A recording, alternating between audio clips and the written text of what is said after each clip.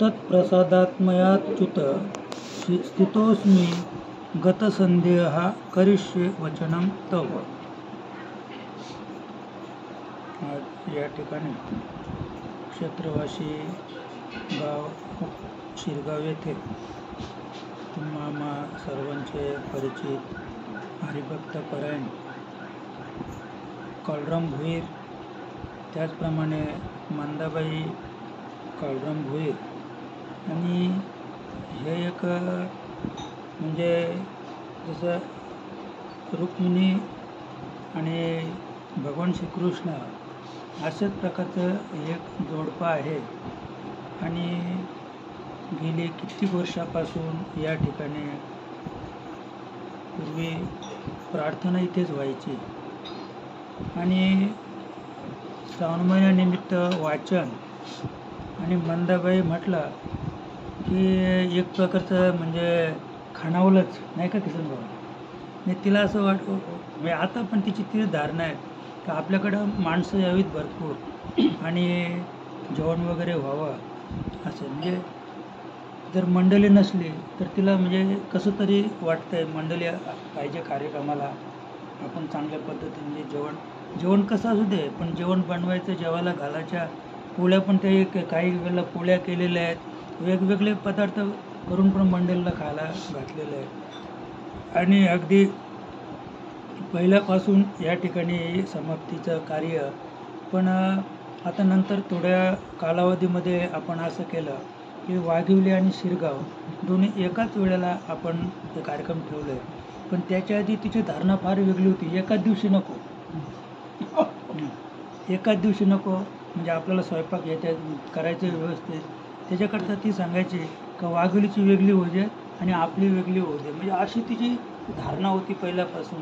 आर्थिकदृष्ट्यासुद्धा म्हणजे फार मोकळ्या मनाची आणि आता इथपर्यंत येऊन हे आपलं कार्य टेकलेलं आहे.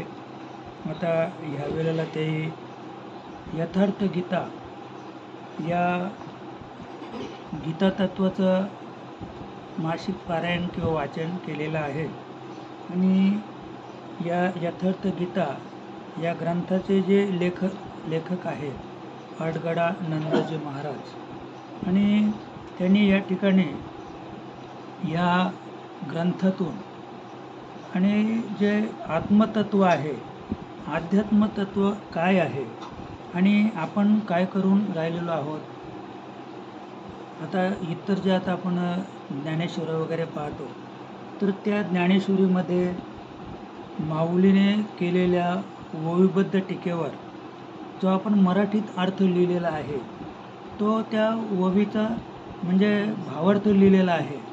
नेमकी माऊलीने ती ओवी जेव्हा गीतेत टाकली त्यावेळेला त्या ओवीचा अर्थ तोच असेल असं नाही.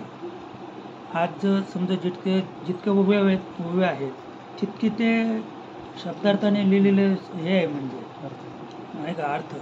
तर तो जो आहे तर त्या ओवीचा अर्थ तोच असेल असं नाही किंवा माऊलीला ज्ञानोबरायाने जेव्हा ती ओवी टाकली तेव्हा तिचा तोच अर्थ माऊलीला अभिप्रेत असेल असं नाही. तर ज्यांनी ते आता नवीन म्हणजे ते छापल्या ज्ञानेश्वऱ्या तर त्याने त्याच्या बुद्धीप्रमाणे ते लिखाण केलेलं आहे आणि त्याच्यात आपण बदल करायला घेतला तर उद्या कोणी उठेल बोल तुम्हाला काय अधिकार आहे त्यात बदल करण्याचा. म्हणजे त्यात बदल करण्याचा अधिकार आपल्याला नाही. पण म्हणजे समजा आता साखरे महाराज होऊन गेले, मामासाहेब दांडेकर होऊन गेले, अद्याप अनेक म्हणजे संत त्यावेळेला होऊन गेले तर त्यांना तो अधिकार होता. म्हणजे त्या ओवीचा अर्थ लिहिण्याचा अधिकार त्यांना होता, तो आम्हाला नाही असा थोडक्यात. पण आपण जर विचार केला तर माऊलीला जो अभिप्रेत अर्थ आहे तर आध्यात्मिक दृष्टीने माऊलीने तो विचार मांडलेला आहे असं. म्हणजे माऊलीचा जो विचार आहे तो एक सांप्रदायिक पद्धतीचा तो विचार नाही तर माऊली हे प्रकाश संप्रदायाचे एक शेवटचे संत म्हटलं तरी चालतील की अनादी कालापासून भगवान शंकरापासून जे तत्त्व माऊलीपर्यंत आलं, नवनाथांपासून म्हणजे मच्छिंद्रापासून तर समजा पुढे गोरक्ष, गहिनी, निवृत्तीनाथ महाराज आणि ज्ञाननाथ महाराज असं. म्हणजे ज्ञानेश्वर महाराज हे वारकरी संप्रदायाचे कोणी नाहीत असे. म्हणजे जे आपल्याला चंद्रकांत ग्रंथामध्ये 4 संप्रदाय सांगितलेले आहेत आणि रामदास ते 4 संप्रदाय श्रीमद भगवद्गीतेत पण त्याचं वर्णन आणले 4ही संप्रदायाचं असं आहे. म्हणजे स्वरूप संप्रदाय, प्रकाश संप्रदाय, आनंद संप्रदाय आणि चैतन्य संप्रदाय असे 4 संप्रदाय सांगितलेले आहेत. आणि मग हे जे 4 संप्रदाय आहेत तर 4 संप्रदाय मिळून वारकरी संप्रदाय. म्हणजे आपलं काय करायचं आहे तर आपण सगळे एकत्र येऊन आपल्याला बसायचे. जेव्हा कुठे काही कार्य असेल तर त्या कार्यामध्ये आपण सगळे एकत्र येऊन बसलो पाहिजे. पण आता बघा ना, ते त्यांचं आहे. म्हणजे आता इथे वाचन आहे, मग कोणाचं आहे ते त्यांचं आहे. म्हणजे त्यांचं असल्यामुळे शेजारचा पण इथे येऊन बसत नाही. तर त्याच्यासाठी संतांनी काय केलं, आता मागची आपण प्रणाली पाहिली तर त्यावेळेला जे 14 संत होते, सावतामाली होता, गोरा कुंभार होता, तो हे माऊली ज्ञानोबराय, निवृत्तीनाथ महाराज वगैरे, मुक्ताई, सोपन काका, ही जी मंडळी होती, नामदेव महाराज, तर हे सगळे एकत्र बसायचे. संत एकांती बैसले आणि त्याने काय केलं, सिद्धांत शोधला की नेमकी परमार्थ काय, त्याचा शोध त्यांनी, सिद्धांत म्हणजे काय, शोध लावणे. तर मूळ परमार्थाचा त्या 14 संतांनी त्यावेळेला शोध लावला आणि ते 14 संत एकत्र बसून ते त्याच्यावर विचारविनिमय करायचे. पण आता काय झालं की परमार्थाचा बोऱ्या वाजलेला आहे, त्याच्यामुळं कोणीच कोणाजवळ बसायला तयार नाही आणि कोणीच कोणाला ऐकायला तयार नाही असं. म्हणजे तुकोबाने त्याच्यावर इशारा पण मारलेले आहे की ते काय केला अमृताचा नाश, सालो मालो झाले हरीचे दास आणि केला अमृताचा नाश असं. म्हणजे असे ते सालोमालो हरीचे दास झाले. प्रत्येकाने आपापला मार्ग वेगळा काढला आणि त्याच्यामुळं मग आपली 4-5 माणसं घेऊन म्हणजे छोटे कुटुंब सुखी कुटुंब असं. म्हणजे हा जो नारा आहे तोच नारा आता परमार्थात पण चालू झाला आणि त्याच्यामुळं आपल्याला माणसं कुठं पाहायला मिळणार नाही असं. फार म्हणजे कठीण समस्या आहे आणि तुम्ही किती कोणाला पटवण्याचा प्रयत्न केला तरी कोणाला ती गोष्ट पटणार नाही. आता गोडसेला ते वारंगीचं कीर्तन होता, त्याने कीर्तनात सांगितलं की प्रत्येक जातीचा दिंडी, कीर्तनात त्याने सांगितले प्रत्येक जातीची दिंडी, तालुक्याला 7-8, 9-10 दिंड्या झाल्या मुरबाड तालुक्यात जातीची दिंडी. मग आता आपण सगळे एकत्र बसून आणि ती एक केली पाहिजे, मी त्यांचं मत.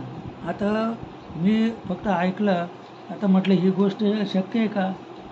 आता तुम्ही किती कोणाच्या पाया पडा त्या दिंडी चालकाच्या, तो तयार होईल का एकत्र यायला. बरं समजा 8-10 दिंड्या आपण एकत्र केल्या समाजाच्या, मग अध्यक्ष कोणाला करायचा, पुन्हा तो प्रश्न उपस्थित आहेच असं आहे. म्हणजे इतकी मोठी गडबड परमार्थात झालेली आहे आणि तो दोष तुमचा आमचा कोणाचा नाही, तो कलीचा दोष आहे. आणि भगवंताने जर सांगितलं की घरोघरी गुरु होतील आई ते, असं प्रत्येक घरोघरात ते गुरु होणार आहेत. आणि मग घरोघरी गुरु झाल्यानंतर मग आता बाकी उरलंच काय नाही का. आता मी ते नेहमी सांगतो की अद्याप कली फार लांब आहे, अद्याप फार लांब आहे. म्हणजे सध्या तालुक्यातून 7-8 दिंड्या चालल्यात, ज्या तालुक्यात 200-250 गाव आहेत त्याच्यातून 2-4 दिंड्या चालल्यात. म्हणजे ते संतांनी असं नमूद केलेलं आहे की प्रत्येक गावची दिंडी जाईल, आळंदीला, पंढरपूरला, देऊला प्रत्येक गावची दिंडी जाईल आणि त्याच्याही पुढं जाऊन प्रत्येक कुटुंबाची दिंडी जाईल. म्हणजे आता या आपल्याकडे समजा आता एक साधं होतं धोरडे महाराज आहेत, मग त्यांच्या त्या 2-3 3 बायका, 2 पोरे आणि ते 3 जण, म्हणजे त्यांचं घरचंच भजन आहे. कोणी आमंत्रण केलं जायचं तर ते भजन केलं का चाललं, साहित्य सगळं गाडी पण त्यांची. तर तसं होणार आहे पुढे. म्हणजे आपल्याच कुटुंबाची दिंडी, आपली घरचीच दिंडी. तिकडे काय चाललं आता तुम्ही, आता मागे आम्ही गेलो होतो ना भीमाशंकरला, तर मग 4-5च माणसं, त्यांचंच भजन, म्हणजे घरचाच भजन, ते चालले दिंडी आपली रामकृष्णारी असं आहे. तर असं होणार आहे, कुणीच कुणाकडं पाहणार नाही आणि कुणीच कोणाचं ऐकणार नाही. आता आपण जर तुम्ही यात्रेमध्ये पंढरपूर आळंदीला गेलं तर पाठीला पाठ लावून कीर्तनं चालू आहेत. म्हणजे कोणी कोणाचं कीर्तन ऐकायचं आणि कोणी कोणाचा आवाज घ्यायचा असं आहे. म्हणजे तिथे कुठला विचारच शिल्लक राहिला नाही असं आहे. एक कीर्तनकार इकडे पाठ करू नये तर दुसरं कीर्तन त्याच्याच बाजूला ते इकडनं पाठ करू नये. काही लोक त्याचं ऐकतात तर काही लोक ह्याचं ऐकतात आणि त्या स्पीकरचा आवाज याचा किती असेल 50% तर तो 60% लावतो. तो आधीच सांगतो की त्याच्यापेक्षा म्हणजे त्याचा स्पीकरचा आवाज आपण दाबला पाहिजे. आता अशी दाबादाबी केवळ सांगत नाही मी काय परमार्थाचं सूत्र आहे. म्हणजे अशी इतकी कठीण स्थिती ही कलिमुला होत चाललेली आहे आणि त्याच्यावर मात आपल्याला करायची आणि मात करण्यासाठी आपला शुद्ध परमार्थ आपल्या हातामध्ये आहे. अद्यापसुद्धा वेळ गेली नाही असं. पण त्याच्यासाठी मी नेहमी सांगतो की प्रारब्ध, प्रयत्न, पुरुषार्थ आणि सुकृत असं आहे. म्हणजे आपले प्रारब्ध तसे असतील, आपल्या पाठीशी फार मोठं काही तर पूर्वजांचं काहीतरी पुण्य सुकृत असेल तरच आपण योग्य मार्गाने वाटचाल करीत हळूहळू तिथपर्यंत जाऊ. काहीमध्ये अडचण किंवा अडथळा येणार नाही. असं मी अडथळा हा येताच कामा नाही. आता एक मला एक दृष्टांत सांगतो. म्हणजे आताच मी कालचा दृष्टांत येतो. मी माझा नाही, आपला गोविंद आहे ना, गोविंद आदिवासी, तर तो कालच आला होता आपल्याकडे बसायला. तर त्याला असं वाटलं बघ काहीतरी असं विपरीत दृष्टांत असं. तर तो आला, तो बोलतो भावा म्हणजे मला बोलतो असं स्वप्न पडलं की 10-15 असे आगटबंब नग्न अवस्थेत ते त्याला आडवे झाले समजा. थांबले ते आणि त्याला थांबवला आणि मग एक जण पुढे आला त्याच्यातला. तुला बोलतो मांसाहार करावा लागेल, मटण खायला लागेल तुला. तर तो बोलला का मी मालकरी आहे, म्हणजे मी मटण वगैरे खात नाही. तर जो त्याला बोलला तर त्याने दुसरा घेऊन ये बोलतो, कसा खाणे पाहू बोलतो. आणि असे बॉडीगार्ड एकदम. तर लगेच तो मटण घेऊन आला, ताटच मटणाचे घेऊन आला त्याच्यापुढं. तुला खावंच लागेल बोलतो. तो बोलतो मी फक्त एवढंच बोललो का म्हणजे माझे गुरु सदृढ आहेत आणि माझ्या गुरुची तुम्हाला शपथ आहे. ते एका क्षणात बोलतो अदृश्य झाले. ते ताट कुठं गेलं ना, ती माणसं कुठं गेली, मी अशी आगटबंब म्हणजे एक बुकीत बोलतो मी मरून जाईल अशी बॉडीगार्ड होते. पण फक्त एकच बोलतो मी वाक्य वापरला की म्हणजे माझा जो गुरु आहे असं. तर ते असं असं आहे एवढं बोलल्यावर बोलतं ते सगळे लगेच अदृष्ट झाले. तेव्हा मी त्याला सांगितलं अरे म्हटलं याच्याने तुला म्हणजे त्याला एक मानसिक किंवा असं काय झालं बा मटणाचं ताट घेऊन ती लोक आली. अरे मग त्याला मी सांगितलं ही रिद्धिसिद्धी आहे, रिद्धिसिद्धी प्रवर्तक आहेत. तर अशा वेळेला जर साधक फसला म्हणजे अनेक प्रलोभनं आहेत. काही ना समोर नग्नश्री दिसते, नग्नश्रीला स्वप्नात भोगतो तो. पण ज्याने ती नग्नश्री स्वप्नात भोगली तर धोका आहे. पण त्याला आत्मपरीक्षण करायला लागेल, आपलं नामस्मरण वाढवायला लागेल. किंवा आता त्याला मी सांगितलं की तू मटण खाल्लं असतं, मला सांगायचं चांगलं झालं पण खाल्लं असतं तरी त्याच्यावर आपण मात केली असती, त्याबद्दल वाद नाही. पण त्या प्रलोभनाला तू भुलला असतास तर थोडंसं तुला त्याचं प्रायचित्त होतं. पण तू तिथे भुललाच नाहीस तर तू म्हणजे म्हटलं तू श्रेष्ठच आहेस ना, महानच आहेस तू असं आहे. तर आपण मी नेहमी सांगतो की आता आपण जागृतीत आहोत कोण आहे तर आपण सदृढच आहोत ना. पण स्वप्नामध्ये जेव्हा आम्ही असे म्हणजे हे होतो तर त्यावेळेला आपण विचारच केला पाहिजे जागृतीत का असं का घडलं. स्वप्नातसुद्धा नको. आता आपण शाकाहारी आहेत कोण आहे, मग स्वप्नात कसं काय तुम्ही मांस खाल्ला, म्हणजे तुम्ही त्या प्रलोभनाला तिथे भुलले. आणि एकदा आपण त्या प्रलोभनाला भुललो की मग ती प्रलोभनं येतच राहतात. वेगवेगळ्या स्वरूपाची प्रलोभनं येत राहतात. कोणी मच्छी खातो, कोणी मटण खातो, कोणी परस्त्री गमन करतो, तर एखादी स्त्री परपुरुषाबरोबर रत होते मालकरी. आणि ह्याच्या सगळ्या गोष्टी आहेत. तर कोणी कुठं कुठल्या प्रलोभनाला फसेल ते सांगता येणार नाही. आणि त्याच्यामुळं आता माझ्या जीवनातला एक व्यथा सांगतो तुम्हाला की म्हणजे असंच मी स्वर्गात चाललो होतो. स्वर्गात 3 पावलामध्ये म्हणजे एक पाऊल पृथ्वीवर होता, दुसऱ्या पावलामध्ये आणि तिसऱ्या पावलात स्वर्गात गेलो. तर तिथे शिदाचं झाड होतं, मोठं शिदाचं झाड. एक वेळ तुम्हाला सांगितलं पण असेल नाही. आणि त्याला एक शेंग एवढी लांब होती, 2-2 फूट लांब. आणि गोळा पण त्याला मोठाच आहे समजा. तर फक्त मी तिथे गेलो आणि एक मनाशीच ठरवलं काय शिदाचे शेंग आहेत आणि एक तोडावी अशी इच्छा झाली. एक शेंग तोडावी, गोळा काढून खावा अशी इच्छा झाली. तर पाठीमागून म्हणजे एक माणूस आला आणि एक त्याने पाठी थापड मारली. तर लगेच मनाचं परिवर्तन झालं का अरे नुसतं ठरवलं की एक शेंग तोडू तर एवढा फटका बसला, तर खाल्ल्यावर तो त्याच्या आणखी तर फोडण्याचा विचार काय परिणाम झाला असता. पाठीमागे पाहिला तर त्याचे पाय कुठपर्यंत ते पण समजलं नाही आणि उंची किती ते पण कळलं नाही. म्हणजे असा तो विराट पुरुष एक थोडक्यात होता. पण त्या प्रलोभनाला आपण भुललो नाही. तर त्या प्रलोभनाला न भुलल्यामुळं आपण तिथे ठरवलं की इथे थांबणं योग्य नाही, स्वर्गात थांबणं योग्य नाही. म्हणून लगेच खाली पण तेवढ्याच पावलात आलो मी. लगेच एक पाऊल टाकलं, मग जर खाली आलो तर एक मोठं विवर होतं असं, आणि त्या विवरामध्ये फार मोठा सभा मंडप होता आणि तिथे नाठे महाराजांची सप्ताह चालू होता. नाठे महाराजांचा त्यावेळेला, म्हणजे हा दृष्टांत पण फार जुना आहे, काहीतरी 30 वर्ष का 30 वर्षापूर्वीचा दृष्टांत आहे. तेव्हा नाठे महाराज नव्हते, गेले होते. तर जेव्हा खाली आलो तर तिथे मोठा मंडप टाकला होता आणि तो सप्ताह पाहिल्यानंतर मला पण आश्चर्य वाटलं का काय सप्ताह आहे. आणि तसाच सप्ताह नाठे महाराजांचा त्यावेळेला चालू होता. फार म्हणजे मोठा सप्ताह. तर त्यावेळेला हे बाकीचे सप्ते कुठलेच नव्हते. जेव्हा वैतरणला सप्ताह चालायचा ना, तेव्हा फक्त खर्डीला, तो पण नंतर सुरू झाला, शहापूरला फक्त होता आणि डायरेक्ट वैतरणाला होता. म्हणून एवढी गर्दी, 3-4 हजार लोक कायला जमायचे.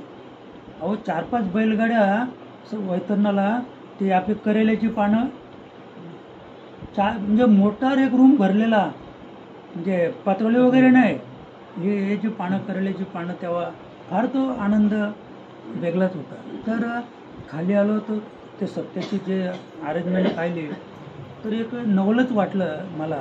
सप्ताह इकडे चालू होता, आम्ही वरून आलो तर आल्याबरोबर स्वतः नाठे महाराज तिथे आले आरती घेऊन. म्हणजे मला आरती वगैरे केली आणि तो सगळा समुदाय जमला ना.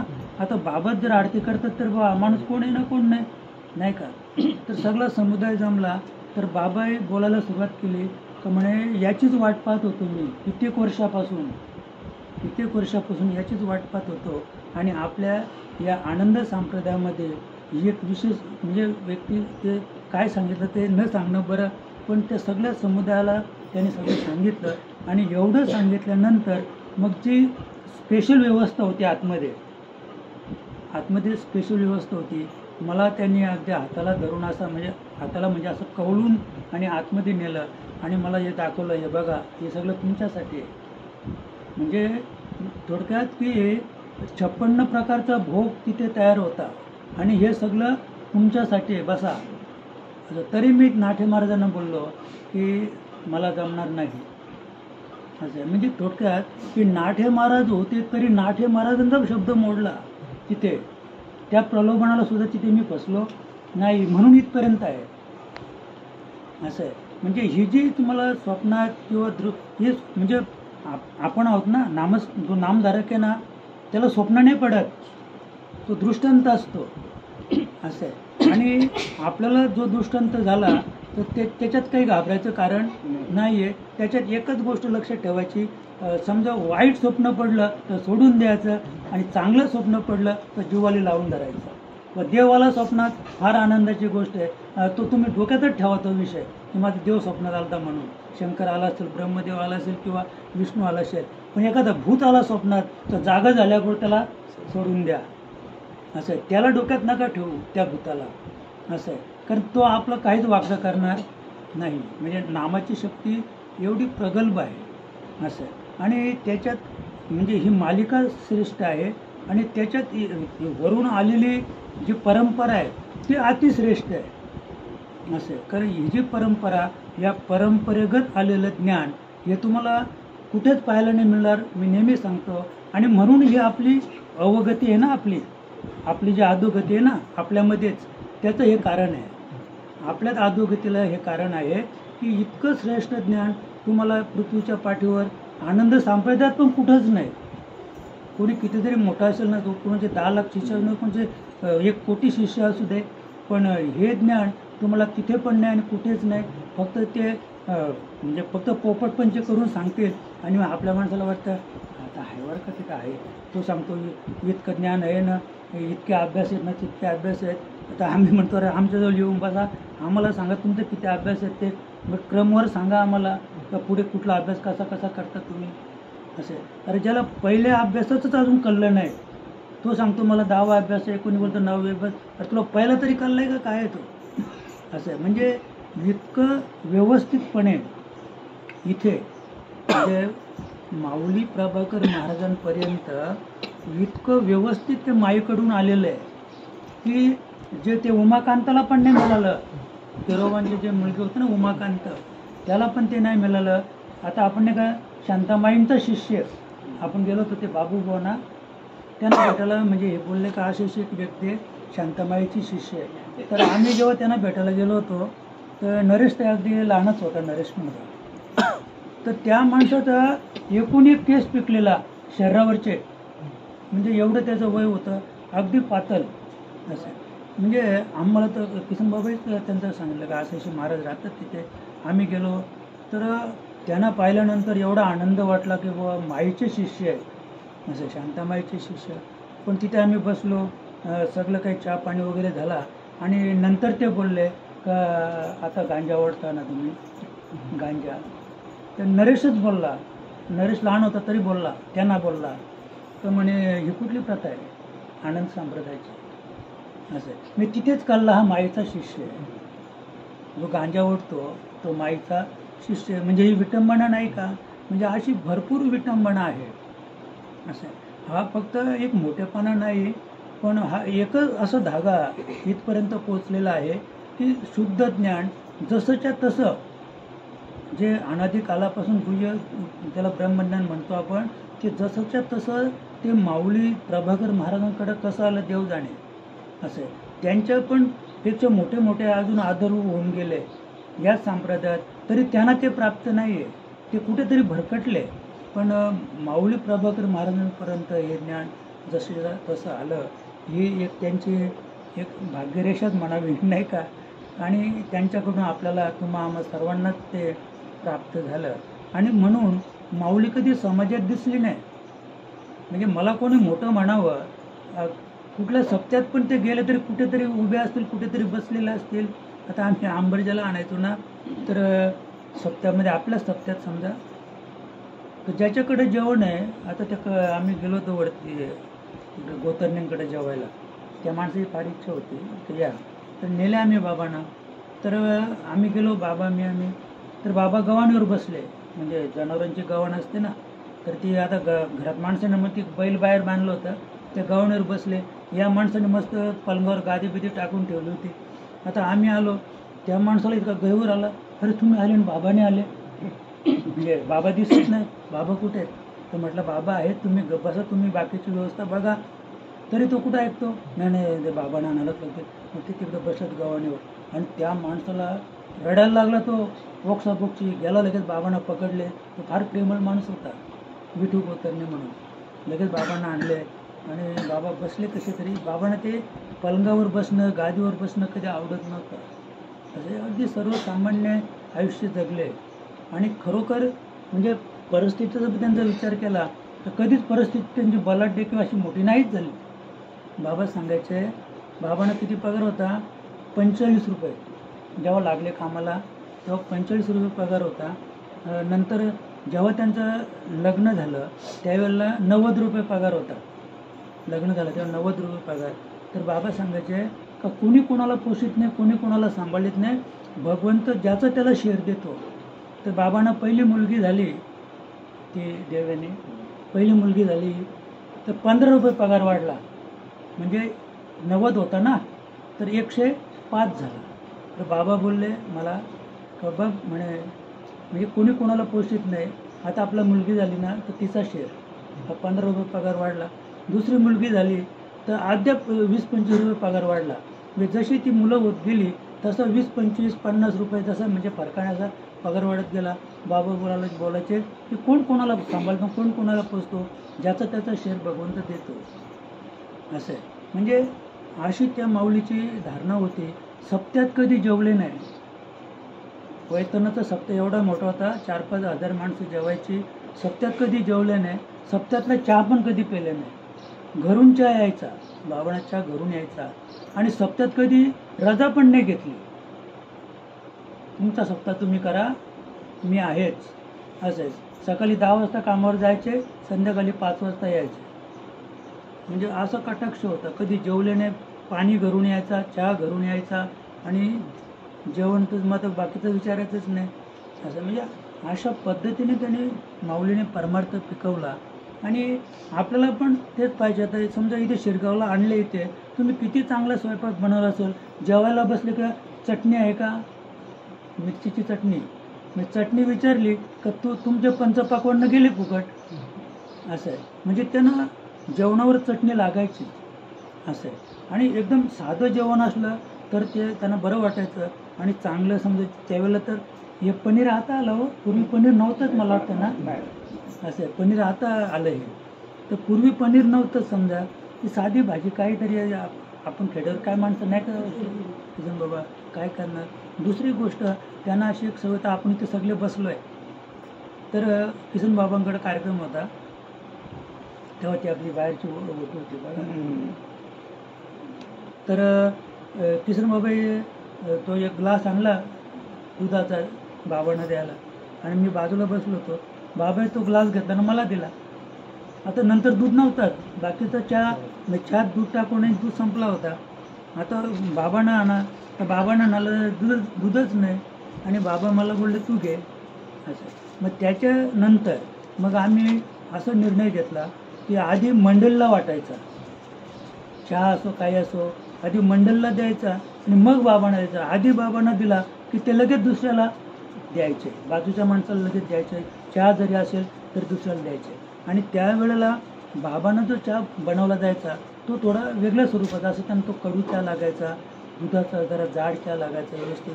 आणि आपल्याला काय कसं पण चालायचं. मग आमची बाई असायची, शाळेची बाई भांडरची आई, तर बाबा तिला सांगायचे सुमन जा, म्हणजे बाबांसाठी चहा तीच करायची आणि मग बाकीच्या पब्लिकसाठी त्या घरची बाई करायची. तो कसा पण चहा समजा. तर त्यांना चहाची फार म्हणजे हे होते. दिवसातून 5-6 वेळेला ते एवढा मोठा कप पण चहाचा प्यायचे. पण समाजाशी त्यांचं असं नातं होतं की समाजात ते कधीच केव्हाच पुढे नाही आले असं. आणि इतका सुंदर परमार्थ पिकवला की न बोलणं बरं असं. आणि आपण त्याच संस्थेचे किंवा त्याच ज्ञानाचे आपण अनुयायी आहोत, तेव्हा आपण सुद्धा त्या पद्धतीने कार्यप्रणाली चालवली तर आपलं पण काही भलं व्हायला वेळ लागणार नाही असं आहे. आता एक याचा जर नुसतं माऊलीचं सांगायला गेलो आपण, तर जेव्हा माऊली आजारी झाली तर काही लोक, कितीक लोक बोलायचे का महात्म्याला कशाला आजार व्हायला पाहिजे, एवढा मोठा महात्मा, गुरुपादावरचा महात्मा, अरे मग आजार कोणाला व्हायला पाहिजे. आता मी तर नेहमी सांगतो की जेवढे महात्मे होऊन गेले, संतपदाच्या पदवीचे जेवढे होऊन गेले, तर सगळ्यांना आजार झाला. शांतामाई पण आजारी होती, सखानंद स्वामी 3 वर्ष डोळे आणले होऊन पडले होते, केरोबांना डायबिटीसचा आजार होता. म्हणजे हे झालं आपलं. पण जोग महाराज म्हणजे एवढा मोठा पैलवान होता जोग महाराज की असं हत्ती उचलून फेकून देत होते, हत्तीला उचलून फेकायचे. एवढी जोग महाराजांना, म्हणजे पुण्यात 1 नंबर पैलवान होता जोग महाराज. पण त्यांना सुद्धा डायबिटीसने म्हणजे फार नंतर ग्रासला. आता स्वामी विवेकानंदांची काय अवस्था होती. मी तर नेहमी सांगतो का जो आम्ही फोटो पाहतो ना स्वामी विवेकानंदांचा, तो फोटोच नाही त्यांचा. म्हणजे तो कोणीतरी फोटो काढून न रेखाटला आहे. म्हणजे कायमचेच ते आजारी. त्यांनी जर समजा 10 ठिकाणचं आमंत्रण स्वीकारलं तर एकाच ठिकाणी त्यांना जाण्याचा योग यायचा. नाही तर टायमाला कळवायचे की मी येऊ शकत नाही, माझी प्रकृती बिघडलेली आहे. कायमचीच त्यांची प्रकृती बिघडलेली असायची स्वामी विवेकानंदांचे. आणि त्याच्यापेक्षा स्वामी रामकृष्ण परमहंसांचं काय, तर स्वामी विवेकानंदाला जगाने डोक्यावर घेतलं. नाहीतर स्वामी विवेकानंद म्हणजे नास्तिकच होते. ते स्वामी विवेकानंद हे नास्तिक होते. असं फार म्हणजे गुरुचीच टीका करायची ते. आता कालच मी कुठेतरी विवेकमध्ये वाचलं वाटतं, तर त्यांचा एकच भाऊ, मला कोण देव दाखवेल, देव कोणी पाहिला आहे. म्हणजे ही नास्तिक वृत्ती त्यांची होती. आणि 20-22 वर्षापर्यंत त्यांची तीच धारणा होती का देव नाहीच, आणि कोणी पाहिलं असेल तर मला दाखवा.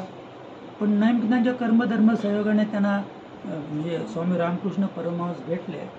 पण जरी ते भेटले तरी म्हणजे त्यांनी सांगितलं मी देव दाखवतो, मी देव पाहिलंय आणि मी तुला देव दाखवतो.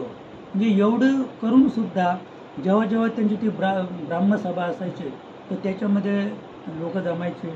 तर बाबांना त्या बाया माणसं मिठ्या वगैरे मारायच्या, समजा आलिंगनं व्हायची, काही रडायच्या, काही म्हणजे हे अवस्था व्हायच्या, तर तो पळून जायचा स्वामी विवेकानंद.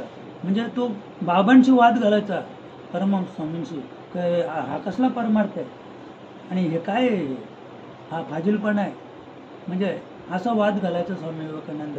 आता आज त्याला जगाने डोक्यावर घेतलं तर आपण जगापेक्षा 2 फूट अजून वर घेऊ त्याला उचलून. म्हणजे आपण त्यांच्याविषयी काही कमी नाही बोलायचं. जर त्याला जगाने जर 10 फूट उचलला असेल तर अद्याप 2 फूट उचलायला आपलं काही सायस आहे. अद्याप 2 फूट वर उचला ना, अजून त्याची मती का, अजून काही सांगा स्वामी विवेकानंदबद्दल समजा थोडक्यात.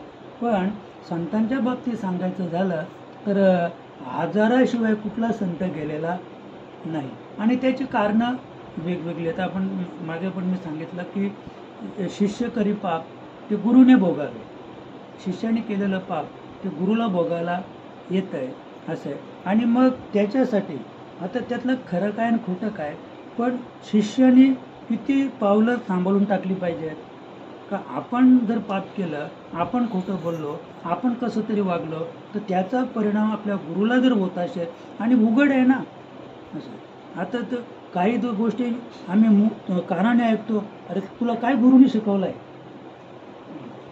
म्हणजे एखादा शिष्य जरा असा आडवा वागायला लागला, काही खोटं बोलायला लागला किंवा अजून थोडंफार काही केलं असेल तर उघड लोक बोलतात, अरे तुझ्या गुरुने काय तुला हेच शिकवलं की तुझ्या गुरुने तुला. म्हणजे अशी बोलणारी लोकसुद्धा आपण समाजात पाहतो, ऐकतो. म्हणजे हेच त्या गुरुच्या माथ्यावर पाप आहे ना. जर शिष्याला जर एखादा माणूस बोलत असेल तर तुला गुरुने का हेच शिकवलं आहे का, हेच ते पाप आहे गुरुच्या माथ्यावर. आणि मग त्याचा परिणाम हा आहेच आहे, त्याचा परिणाम हा आहेच आहे.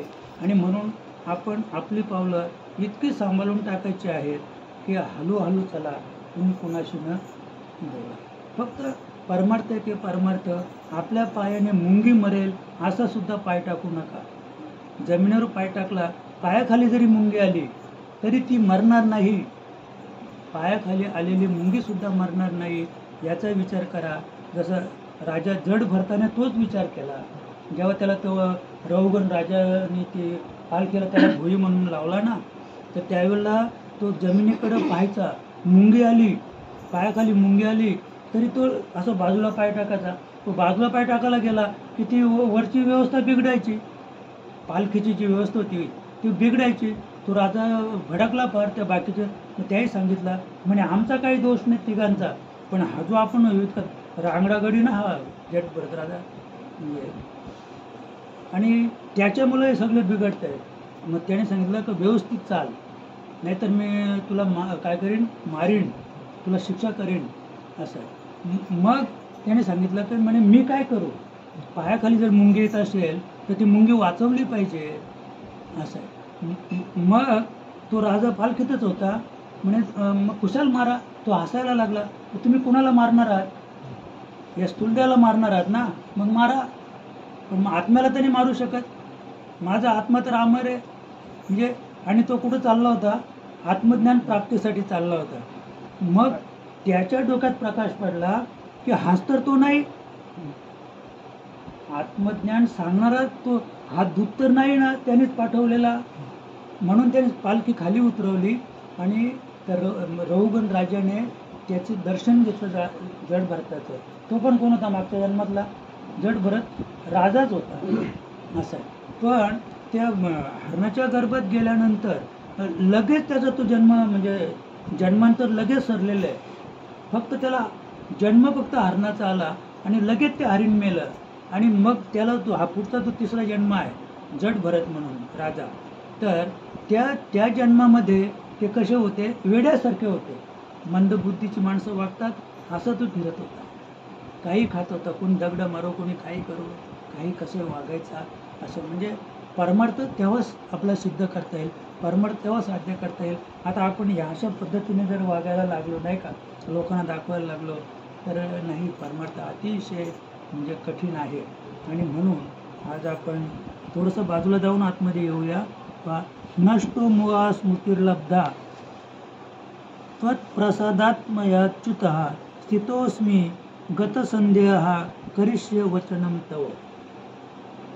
तर आपल्याला या ठिकाणी म्हणजे अर्जुन हा जो श्लोक आहे हा अर्जुनाच्या मुखातून निघालेला श्लोक आहे. नष्टो मोह स्मृतिर्लब्धा, म्हणजे हे भगवंता, आता मला जो मोह झाला होता, माझी स्मृती जी लोप पावली होती, तर आता मला जरा बरं वाटतं आहे, कारण माझा मोह आता नष्ट झालेला आहे. फार सुंदर म्हणजे हा श्लोक आहे, अर्जुनाच्या मुखातून निघालेला आहे. हे अच्युता, आपल्या कृपेमुळं माझा मोह नष्ट झाला आहे, मला माझ्या स्वरूपाचे स्मरण झाले आहे. असं ते एकच आहे की हे निमित्त मात्र आहे. असं म्हणजे अर्जुनाला निमित्त करून आणि भगवंताने ही गीता जगाचा मोह नष्ट घालवण्यासाठी किंवा हे जगावर फार मोठे उपकार आहे. आणि अर्जुनाने जो प्रश्न विचारलेला आहे गीतेमध्ये, तर तो सुद्धा काय आहे, एक प्रकारचा नाटक आहे. असं म्हणजे अर्जुन हे कमी नव्हतेच, आणि अर्जुनाच्या ठिकाणी ती दृढ भक्ती नसती तर भगवंत त्याला एवढं ज्ञान त्यांनी सांगितलंच नसतं. असं आहे म्हणजे अर्जुन हा अज्ञानी नव्हता, अर्जुनाला कोणत्याही प्रकारचा मोह झालेला नव्हता, पण जगाचा मोह घालवण्यासाठी अर्जुनाच्या ठिकाणी म्हणजे अर्जुन मोहग्रस्त झालेला आहे हे दाखवलं. आणि अर्जुनाचा मोह कसा नष्ट करायचा, त्याच्यासाठी कोणत्या ज्ञानाची कशी आपण या ठिकाणी म्हणजे उपयोग केला पाहिजे, ते या ठिकाणी वर्णन केलेलं आहे. आता इथपर्यंत थोडक्यात की हा श्लोक आहे 73 नंबरचा. म्हणजे 73व्या श्लोकामध्ये 18व्या अध्यायातील म्हणजे भगवंताने अशी किमया केली असं ज्ञान अर्जुनाला सांगितलं त्या युद्ध समय कुरुक्षेत्रावर, की या 73व्या श्लोकामध्ये त्याचा मोहच नष्ट झालेला आहे.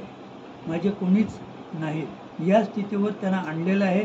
त्याचप्रमाणे मृत्यूची भीती त्यांची नष्ट केलेली आहे. त्यांना मृत्यूचं भय पण आता अर्जुनाला राहिलं नाही.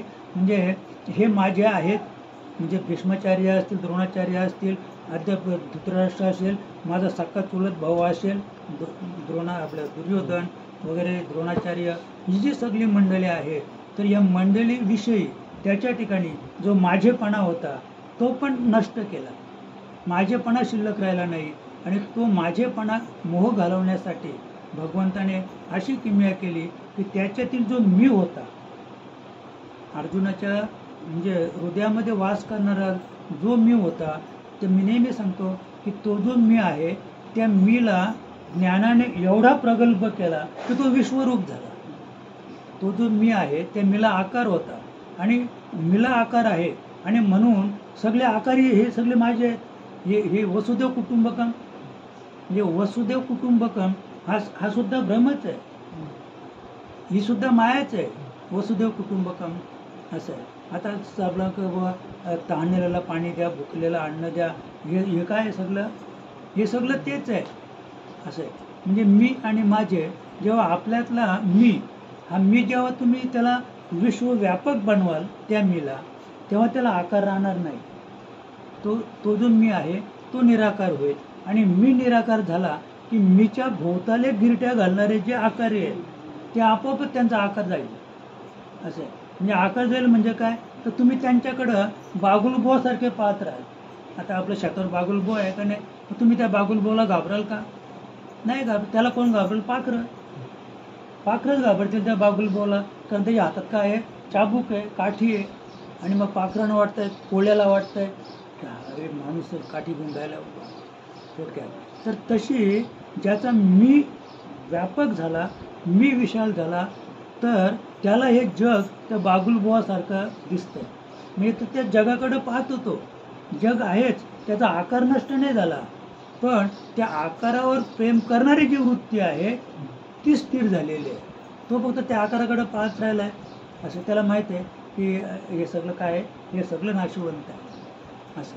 आणि हा जो मोह आहे तो मोह म्हणजे स्वतः अर्जुनाने ते ग्वाही दिलेली या श्लोकातून की हे भगवंता, हे अच्युता, हे भगवान श्रीकृष्णा, आता माझा मोह समूळ नष्ट झालेला आहे असं.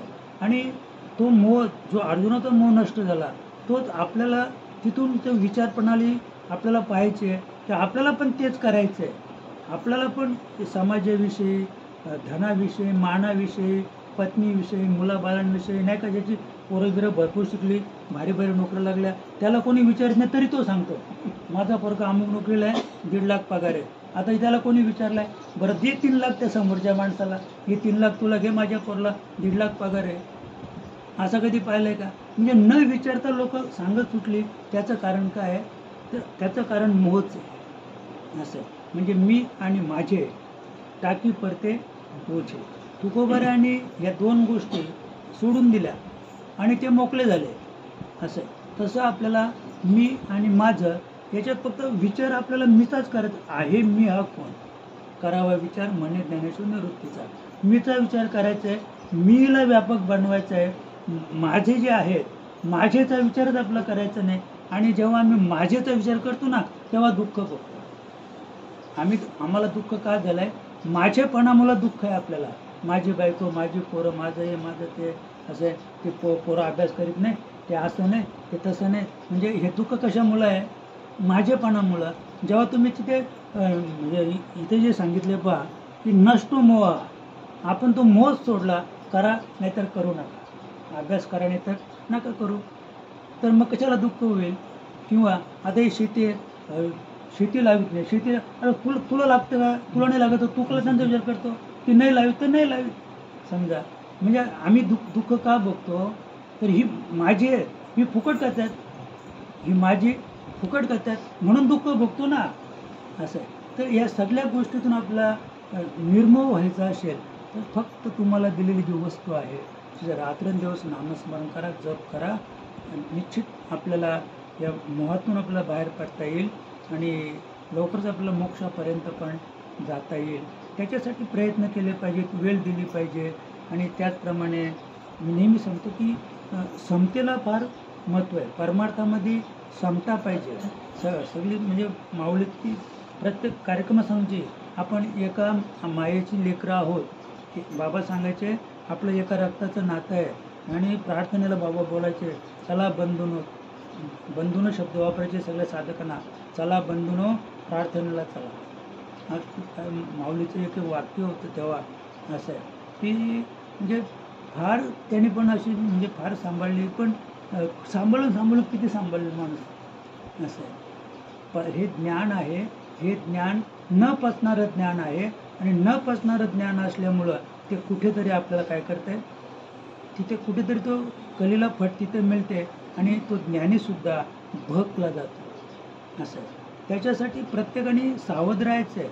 असं तुम्ही कुठे असा, पण आपण तिथे सावधगिरी बाळगली पाहिजे. पहा, म्हणून हे जे रहस्यमय ज्ञान म्हणूने स्मृती परंपरेमार्फत पुढे चालू ठेवले होते ते अर्जुनाने प्राप्त केले.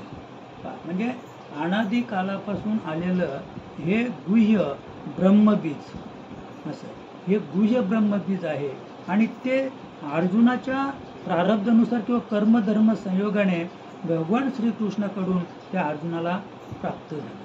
आणि भगवंत सांगतात सुद्धा की जे मी वसुदेव देवकीला दिलं नाही, जे मी यशोदा नंदाला दिलं नाही, जे मी बलराम दादाला सुद्धा दिलं नाही, पण अर्जुना हे मी तुला दिलं. मी काय प्रेम असेल त्या अर्जुनावर. बरं, अर्जुन म्हणजे तसा बाह्यांगाने विचार केला तर इतकं लायक होता का अर्जुन? कितीतरी त्याने शंका घेतलेल्या आहेत. एवढ्या शंका घेतल्यानंतर देवाचं काय अडलं होतं? त्याला एवढं गुह्य ज्ञान सांगायचं काय अडलं होतं देवाचं? पण हे नाटक आहे, हे नाटक आहे म्हणून सांगितलं हे सगळं. नाहीतर एकदा शिष्याने शंका घेतली तर गुरु काहीच सांगणार नाही त्याला. कुठल्याही अभ्यासाच्या बाबतीत किंवा ज्ञानाच्या बाबतीत जर शिष्याने शंका घेतली तर गुरु त्याला योग्य मार्गदर्शन करील असं नाही. पण हे सगळं नाटक आहे, हे किमिया आहे. किमिया आहे म्हणून देव सगळं सांगून राहिलेले. म्हणून देव सांगतो की वसुदेव देवकीला जे दिलं नाही, जे मी यशोदा नंदाला दिलं नाही, जे बलराम दादाला दिलं नाही अर्जुना, ते गुह्य ज्ञान मी तुला दिलं. कारण तो लायकच होता. मला काय सांगायचं आहे, अर्जुन हा अधिकारीच होता, ज्ञानाचा पूर्ण अधिकारी होता. नव्हे तर तो ज्ञानीच होता. अर्जुन हा ज्ञानीच होता, तो अवतारीच होता असं. आणि म्हणून त्याला हे फक्त काय केलं म्हणजे उजळणी केली, आणि ती उजळणी एवढ्यासाठी की जेणेकरून त्याचा जगाला काहीतरी लाभ व्हावा.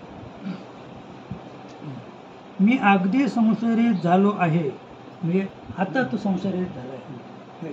ज्या अर्थी तो आता बोलतो का नाही, मी आता संशयित झालो आहे, याचा अर्थ आतापर्यंत 73 श्लोकापर्यंत त्याचा संशय गेलेला नव्हता असं.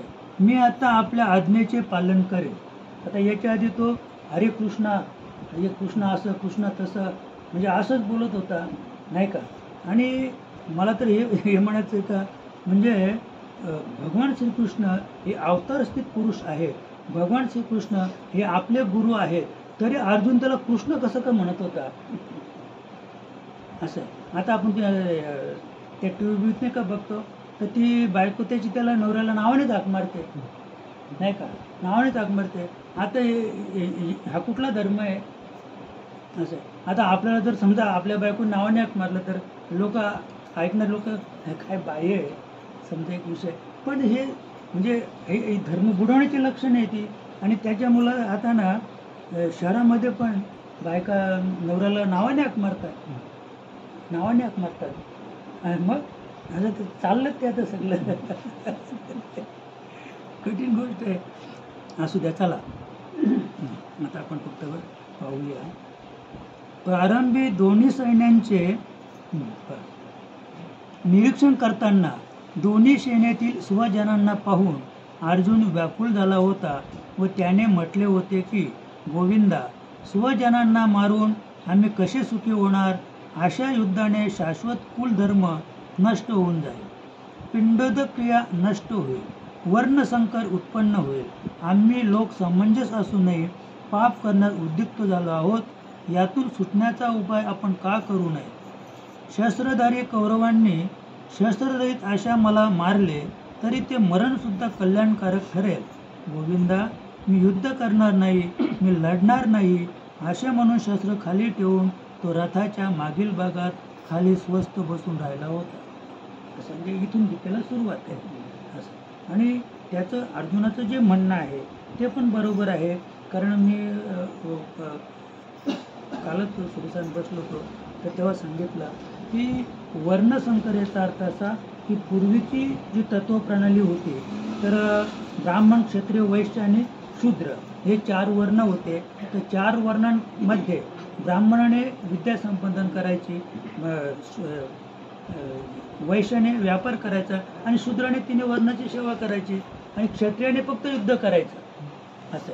मग अर्जुनाचं मत असं होतं की क्षत्रियाने युद्ध करायचं, 11 अक्षौहिणी सैन्य कौरवांचं, 7 अक्षौहिणी सैन्य पांडवांचं, 18 अक्षौहिणी सैन्य मेलं, 18 अक्षौहिणी सैन्य सगळं मेलं. आणि 18 अक्षौहिणी सैन्य मेल्यानंतर त्या सैनिकांच्या ज्या बायका आहेत 18 अक्षौहिणी त्या पतिविरहित आहेत. मग त्या म्हणजे क्षत्रिय स्त्रियांबरोबर आता शूद्र विवाह करेल. त्या क्षत्रिय स्त्री बरोबर, आमच्या क्षत्रिय स्त्री बरोबर तो शूद्र जातीचा जो आहे, चतुर्थ श्रेणीचा जो आहे तो तिच्याबरोबर विवाह करेल आणि मग वर्णसंकर होईल. म्हणजे हे मत अर्जुनाने सुरुवातीलाच मांडलं की देवा, म्हणजे मला ही भीती आहे की वर्णसंकर होईल.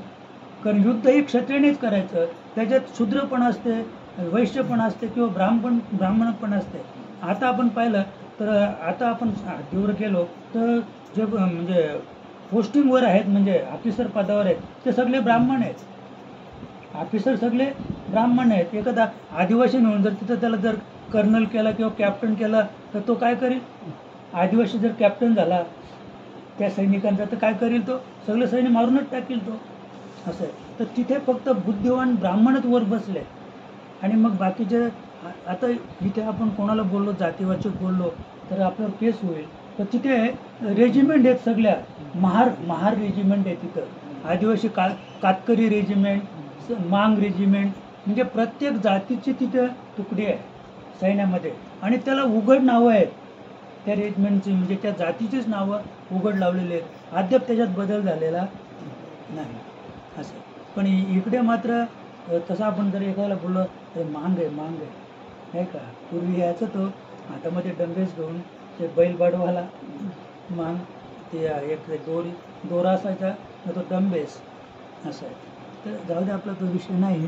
पण फक्त इथे म्हणजे अर्जुनाची जी शंका होती ती वर्णसंकर, आणि तीच त्याला खरी भीती होती अर्जुनाला. अशा प्रकारे गीतेमध्ये अर्जुनाने योगेश्वर श्रीकृष्णांसमोर अनेक प्रश्न उपप्रश्नांची शृंखला उपस्थित केली. जसे अध्याय 2:7 मध्ये त्याने विचारले, मला परमश्रेय कशाने प्राप्त होईल? म्हणजे दुसऱ्या अध्यायाच्या 7व्या श्लोकामध्ये, ते साधन मला विस्ताराने सांगा. तर दुसऱ्या अध्यायाच्या 54व्या श्लोकामध्ये त्याने विचारले की स्थितप्रज्ञांची लक्षणे कोणती? आणि तिसऱ्या अध्यायातील पहिल्या श्लोकामध्ये तो म्हणतो, जर आपल्या दृष्टीने ज्ञानयोग श्रेष्ठ आहे तर तुम्ही मला भयंकर कर्मे कराव्यास का सांगत आहात? पुन्हा तिसऱ्या अध्यायातील 36व्या श्लोकामध्ये तो विचारतो की मनुष्याची इच्छा नसताना सुद्धा कोणाच्या प्रेरणेने पापयुक्त आचरण करण्यास तो प्रवृत्त होतो. असं आहे.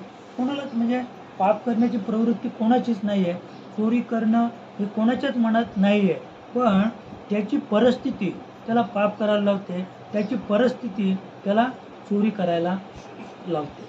असं आहे. कोणाचीच इच्छा नाही आपण चोरी करावी असं. 4थ्या अध्यायातील 4थ्या श्लोकामध्ये आपला जन्म तर आता झाला आहे आणि सूर्याचा जन्म तर अत्यंत जुना आहे, तर तुम्ही हा योग कल्पाच्या आरंभी सूर्याला सांगितला हे कसे? म्हणजे इथे त्याने पुन्हा शंका घेतली. 5व्या अध्यायातील पहिल्या श्लोकामध्ये तुम्ही कधी संन्यासाची प्रशंसा करता तर कधी निष्काम कर्माची. या दोहींपैकी मला परमश्रेय प्राप्त होईल असा एकच मार्ग निश्चितपणे सांगा. 6व्या अध्यायातील 15व्या श्लोकामध्ये मन चंचल असते तेव्हा शिथिल प्रयत्न करणारा श्रद्धावान मनुष्य आपल्याला प्राप्त न होता कोणत्या दुर्गतीला प्राप्त होतो. 8व्या अध्यायातील पहिला व दुसऱ्या श्लोकामध्ये गोविंदा, आपण ज्याचे वर्णन केले ते ब्रह्म काय आहे? अध्यात्म म्हणजे काय? अधिदैव अधिभूत काय आहे? या शरीरामध्ये अधियज्ञ कोण आहे? ते कर्म म्हणजे काय? अंतसमयी आपल्याला कशा प्रकारे जाणावे? असे 7 प्रश्न विचारले. अध्याय 10 आणि 10व्या अध्यायातील 17व्या श्लोकामध्ये अर्जुनाने विचारले, निरंतर आपले चिंतन करणारा मी कोणकोणत्या भावांद्वारे आपले स्मरण करू? 11व्या अध्यायातील 4थ्या श्लोकामध्ये त्यांनी विनंती केली की आपण ज्या विभूतीचे वर्णन केले त्यांना मी प्रत्यक्ष पाहू इच्छितो. 12व्या अध्यायातील पहिल्या श्लोकामध्ये आपल्यावर अनन्य श्रद्धा असणारे भक्तजन उत्तम प्रकारे आपली उपासना करतात आणि दुसरे अक्षर अव्यक्ताची उपासना करीत असतात. या दोघांमध्ये उत्तम योगवेत्ता कोण आहे? 14व्या अध्यायातील 21व्या श्लोकात त्रिगुणांच्या पलीकडे गेलेला मनुष्य कोणत्या लक्षणांनी युक्त असतो? 17व्या अध्यायातील पहिल्या श्लोकामध्ये एखादा मनुष्य वरील शास्त्रविधींना सोडून परंतु श्रद्धायुक्त होऊन उपासना करीत असेल तर त्याला कोणती गती प्राप्त होते? आणि 18व्या अध्यायातील पहिल्या श्लोकामध्ये हे महाभाव, मी त्याग आणि संन्यासाचे यथार्थ स्वरूप पृथक पृथक जाणू इच्छितो. या प्रकारे अर्जुन प्रश्न विचारित गेला. त्याचे समाधान होताच तो संशयरहित होऊन म्हणाला, गोविंदा, आता मी आपल्या आज्ञेचे पालन करेन. वास्तविक हे सर्व प्रश्न मानव मात्रांचे आहेत. त्या प्रश्नांचे निरसन झाल्याशिवाय कोणताही साधक श्रेय पथावर पुढे जाऊ शकत नाही. असं आहे. म्हणजे आता हे एवढं आपण जे ऐकलं किंवा आपण हे 18 अध्याय गीता किंवा 700 श्लोक किंवा 9034 ओवी आपण ऐकल्या वाचल्या, पण याचं संपूर्ण जे श्रेय आहे किंवा जे उद्दिष्ट आहे ते समाजासाठी आहे, आपल्यासाठी आहे, की जेणेकरून आपल्यावर त्याचा काय परिणाम होईल. तेव्हा सद्गुरूच्या आदेशाचे पालन करण्यासाठी, श्रेयपथावर पुढे जाण्यासाठी संपूर्ण गीतेचे श्रवण करणे आवश्यक आहे. अर्जुनाचे समाधान झाले व येथेच योगेश्वर श्रीकृष्णाच्या मुखातून स्रवत असणाऱ्या गीताशास्त्ररूपी वाणीचा उपसंहारही झाला. असं म्हणजे आता इथपर्यंत त्याचा मोह नष्ट झाला. सद्गुरूच्या मुखातून त्यांना जे ज्ञान प्राप्त झालं त्या ज्ञानप्राप्तीने किंवा त्या नामस्मरणाने त्यांचं सगळंच म्हणजे जे काम, क्रोध, लोभ, मोह, मद आणि मत्सर हे सगळे षड्विकार नष्ट झालेले आहे असं. आणि आपण अजून श्रीमद भगवत महापुराणाकडे गेलो तर तिकडे अर्जुनाची जी शक्ती आहे ती शक्ती पण भगवंताने काढून घेतलेली आहे. आणि शक्ती काढल्यानंतर म्हणजे आपल्याला परमार्थ करण्यासाठी शक्तीची गरज आहे, पण परमार्थ योग्य स्थितीला पोचल्यानंतर ती शक्ती आहे ती शक्ती पण भगवंताने काढून घेतली. कारण ती शक्ती जर तशी ठेवली असती तर शक्ती याचा अर्थ मी अर्जुन आहे, तर मी धनुर्धर म्हणजे मी अर्जुन आहे हे पण त्याचं घालवलं आणि मी धनुर्धर आहे हे पण त्याचं गेलं असं. म्हणजे हे जेव्हा म्हणजे आपल्याकडून हे दोन गोष्टी जातील, मी आणि माझे, असं मी अमुक आहे हे जेव्हा जाईल त्याच वेळेला म्हणजे आपल्याला म्हणजे परमार्थामध्ये उन्नती करता येईल असं. आपलं हे गेलं पाहिजे सगळं. आपला जो अहंकार आहे, काम, क्रोध, लोभ, मोह, मद, मत्सर हे आहेत, जरी क्षणभर उठले तर लगेच ते दाबले गेले पाहिजेत. लगेच त्यांनी आपल्यावर आपण त्याच्यावर प्रेम केलं पाहिजे. म्हणजे काम, क्रोध, लोभ, मोह, मद हे जे षड्विकार आहेत तर यांना आपल्याला बाहेर घालवायचे नाहीत, ते बाहेर जाणार पण नाहीत. त्यांना या शरीरामध्ये त्याची गरज आहे. जसा बॅक्टेरिया नावाचा एक जंतू आहे, बॅक्टेरिया नावाचा जंतू आहे आणि तो दूध नासवतो, आपलं दूध आहे ते नासवतो आणि त्या दुधाचं दही होतं आहे. आणि दही झाल्यानंतर मग जेवढं दही जाड, आपलं तो दही पातळच वाटते मला, म्हणजे जेवढं जाड दही तर ते एवढे म्हणजे लाखोनी जंतू, बॅक्टेरिया नावाचे जंतू लाखोनी त्या दुधावर पडलेले असतात आणि ते दूध जाड झालेलं असतं. एकमेकावर ते उड्या असं फिरतात, नुसते असे विचूच करतात. दही म्हणजे जंतूच नुसते. आणि मग आपण दही आणावरा का, चालला बाजारात तर दही घेऊन या. म्हणजे दही खायला फार चांगलं वाटतं आपल्याला, पण ते दही तुम्ही जर दुर्बिणीतून पाहिलं तर कधीच खाणार नाही दही. दही म्हणजे बॅक्टेरिया नावाचा जंतू आणि तो आपल्या शरीराला पोषक आहे. मला काय सांगायचं आहे, तो आपल्या शरीराला पोषक आहे म्हणून आपण दही खाल्लं की आपल्या शरीराला कुठलं तरी त्याच्यातून सत्व मिळतं आहे असं. आणि ते सत्व मिळलं की शरीर पुष्ट होतं आपलं, म्हणून आपण दही खातो. पण दही म्हणजे काय, दही म्हणजे नुसते जंतू असं. आता पूर्वी पहा आम्ही कारली लावायचो, कारली लावली की मग त्याला तो काय न्यायचा, ते मांदेल्यांचा, डोंबेल्यांचा, त्याला काय बोलतात, कुटा. तो कुटा आणायचा आणि तो कुटा आणायचा आणि त्या आल्यामध्ये असं होल पाडायचा आणि त्याच्यात तो कुटा ठेवायचा आणि मग त्याच्यावर माती लोटायचे, पाणी द्यायचा. तो कुटा कुजला की त्याच्यावर एवढे जंतू पडायचे, मोठे मोठे जंतू. आणि मग ते जे जंतू आहेत ते जंतू त्या आल्यात मेले की कारलीचा वेल फोफायचा एकदम. म्हणजे ते जंतू तो ते आलं पण पोकळ करायचा आणि ते पोकळ आलं झालं की नंतर तो आपोआप मरून जायचा. त्याला शेपूट फुटायचा, लांब व्हायचा, तो मोठा व्हायचा आणि मरून जायचा. म्हणजे तो मेला, ते पण त्याला खत झालं आणि पूर्ण जागा पोकळ केली, ते पण त्याला त्या आल्याला म्हणजे पोषक ठरलं. तसं आहे आपलं हे बॅक्टेरियाचं असं. पुढे पाहू आपण.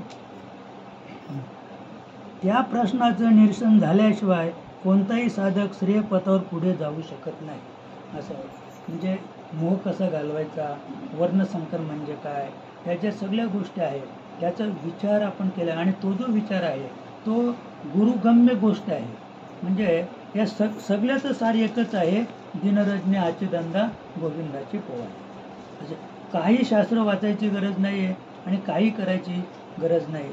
आता आपली माऊली प्रभाकर महाराज होते, त्यांना जर आपण सांगितलं का मी अमुक वाचतो तर बाबा म्हणजे आतून घ्यावायचे असं आहे की तुम्हाला वाचायची गरज काय.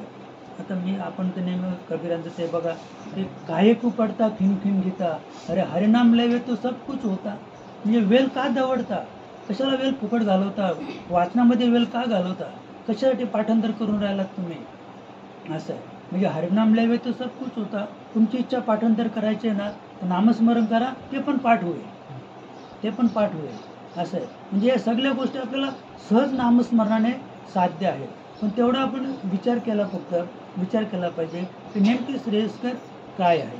त्याचा विचार या ठिकाणी म्हणजे अर्जुनाने मांडलेला आहे की ते जे श्रेयस्कर काय, तर श्रेयस्कर फक्त एक नाम आहे. नामस्मरण करणं हेच आपल्या जीवनामध्ये सर्वात श्रेयस्कर गोष्ट आहे. आणि ती श्रेयस्कर गोष्ट आपण जर गुरुला शरण जाऊन करत गेलो तर निश्चित आपल्याला ते श्रेयस्कर वस्तूचं पालन केल्यामुळं त्याचं फल आपल्याला प्राप्त होईल. आणि ते जे फल आहे ते निष्फल आहे. म्हणजे परमार्थाला येणारं जे फल आहे ते निष्फल आहे, ते दिसणार नाही. ते फल कसं आहे, दिसणार नाही, पण त्याचा परिणाम आहे. आता माया दिसते का आपल्याला? माया दिसत नाही, पण माया परिणाम करते. आम्ही का रडतो? समजा आपली पत्नी मेली किंवा आपला कोणी नातेवाईक मेला तर आम्ही का रडतो? मायेमुळं रडतो. बरं, मग माया दिसते का? मग माया दिसत नाही, मग परिणाम आहे का नाही? मायेचा परिणाम आपल्यावर आहे का नाही? परिणाम झाला म्हणून रडायला लागलो ना आपण. असं म्हणजे तसं आहे. म्हणजे जो परमार्थ आहे तर परमार्थ दिसत नाही आणि म्हणून आपण त्याला मिठी मारत नाही. आम्ही प्रपंचालाच मिठी मारून का आहोत? प्रपंचाला आम्ही म्हणून मिठी मारून आहोत का उद्या आपल्याला 1 किलो बिलावला मी आपल्याला 1 क्विंटल भेंड्या निघणारच आहेत. म्हणून एवढं सगळं चाललं ना हा बाजार प्रपंचाचा. म्हणजे आपण प्रपंचाला मिठी मारून आहोत कारण त्याला काय आहे तर फल आहे. त्याचा परमार्थ जो आहे, परमार्थ दिसत पण नाही आणि त्याला फलसुद्धा नाही आहे. परमार्थाला फल नाही असं. पण आपण फलस्वरूप कुठे ठेवून जर परमार्थ करत असू तर तो परमार्थ फलद्रूप पण होणार नाही. प्रपंच फलद्रूप होईल. तुम्ही एखादं काम प्रपंच हातात घेतलं किंवा हे एवढं काम घेतलं, एवढं पैसे मिळतील. तुम्ही काम हातात घेतलं आणि ठरवलं की 1 लाख मिळतील, तर नाही लाख मिळले तर 90,000 नक्कीच मिळतील. 10,000 तर इकडे तिकडे होईल. पण परमार्थाचं तसं नाही. परमार्थाचं तुम्ही फलाशा धरून परमार्थ करायला लागले तर त्या परमार्थाला फल येणार नाही असं. म्हणून नैराश्यम परम सुखम असं, आशेपाशी नित्य दुःख असं. आणि नैराश्य हेच खरी सुख आहे. आणि म्हणून नैराश्य राहून आपल्याला परमार्थ करायचा.